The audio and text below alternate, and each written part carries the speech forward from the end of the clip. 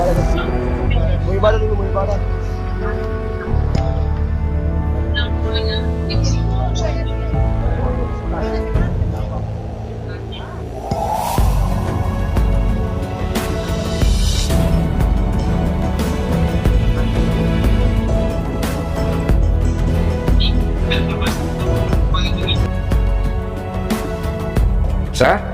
Katanya kebal, loh kok mati? Ya, ini memang pertanyaan yang wajar saja terjadi mengingat apa yang terjadi di Bitung 2 hari 3 hari yang lalu menandakan satu bentuk show of force di mana Ormas Manguni Bitung ya memamerkan senjata-senjata tajam, bahkan memperagakan bagaimana mereka itu kebal dengan senjata tajam ya. Tapi kenapa lo ya?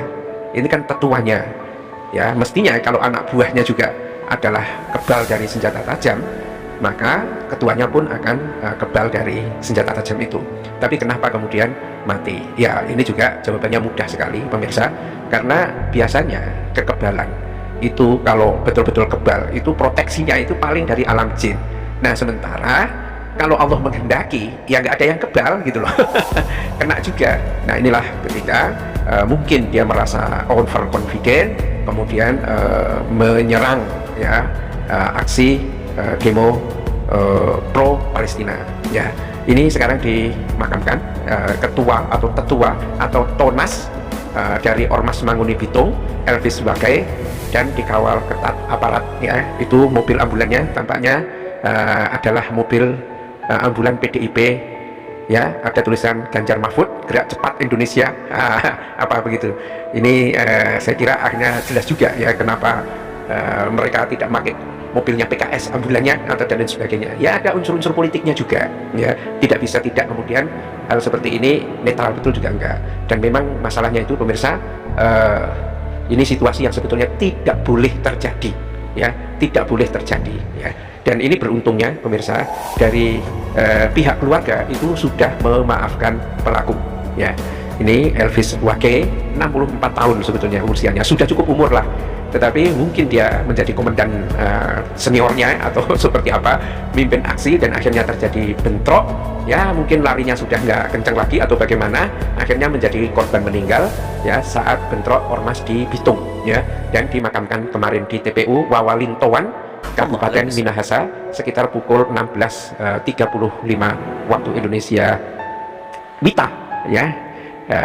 Itu ya, dan isak tangis sudah barang tentu ya mengiringi jenazah ya, yang dikenal sebagai seorang penjaga warisan budaya adat dan budaya dan adat Minahasa ya. Keluarga juga masyarakat sekitar ikut mengantar jenazah hingga di pemakaman. Jalannya pemakaman berlangsung lancar ya, karena dikawal betul oleh pihak aparat keamanan itu ya. Banyak memang, dan bahkan pengawalannya bukan hanya aparat keamanan tetapi juga membawa kayaknya adat-adat begitu, karena tutup kepalanya itu kayak pakai bulu-bulu ayam apa bulu burung begitu ya. Nah, sementara itu keluarga korban mengaku jika meninggalnya Elvis sudah menjadi suratan takdir dari sang pencipta ya. Mereka menyebutkan jika umur dari almarhum telah digariskan selesai saat ini ya. Keluarga so aminkan, maksudnya apa ini ya pemirsa? Kok keluarga so aminkan atau aminkan juga? Jangan-jangan pendukung Anies Baswedan ini. Apa yang terjadi torang kami, apa yang terjadi torang kami, aminkan. Loh, diulang lagi, aminkan dan ikhlaskan. Oh, ini bahasanya sangat islami ya, menggunakan kata almarhum, menggunakan kata jenazah, menggunakan kata ikhlaskan, dan itu dikemukakan oleh Sefli Wagai, adik dari almarhum. Sefli juga menyampaikan pesan keluarga untuk seluruh pihak agar tidak lagi memanas-manasi situasi dan menyerahkan seluruh perkara tersebut ke pihak berwajib ya, begitu. Nah, menurutnya karena berada di negara hukum dan juga beragama, maka semua hal itu diserahkan kepada pihak berwajib untuk menanganinya. Sudah bagus ini apa yang disampaikan itu ya. Dan sebetulnya bentrokan kemarin itu nggak perlu terjadi.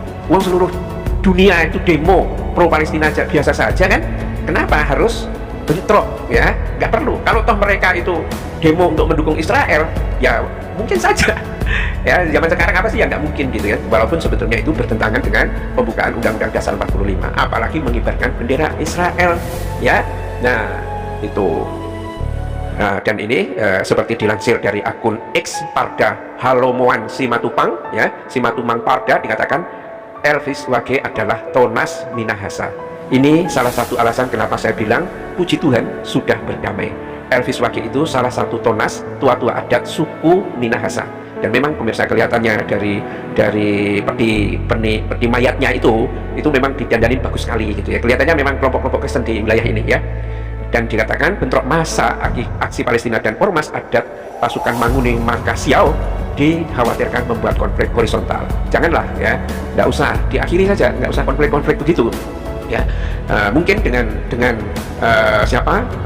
Elvis Wage ini meninggal, mungkin kader-kader atau anak-anak muda yang tempo hari memperagakan kekebalannya terhadap senjata tajam mungkin akan bervisi ulang, lah tetuanya saja kena gitu loh, ya kan?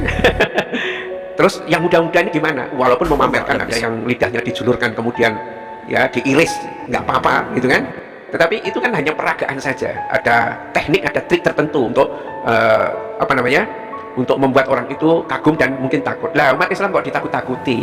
Ya nggak usah gitu kan?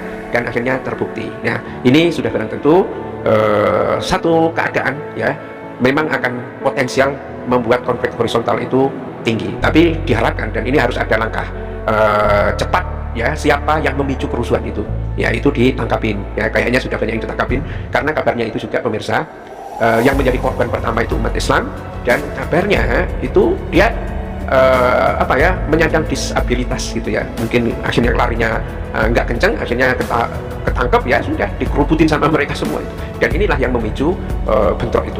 Masa ormas adat pasukan Manguning Makasiau itu memang mendukung Israel ya, dan menyerang peserta aksi Palestina. Ini dikatakan oleh demokrasi.id.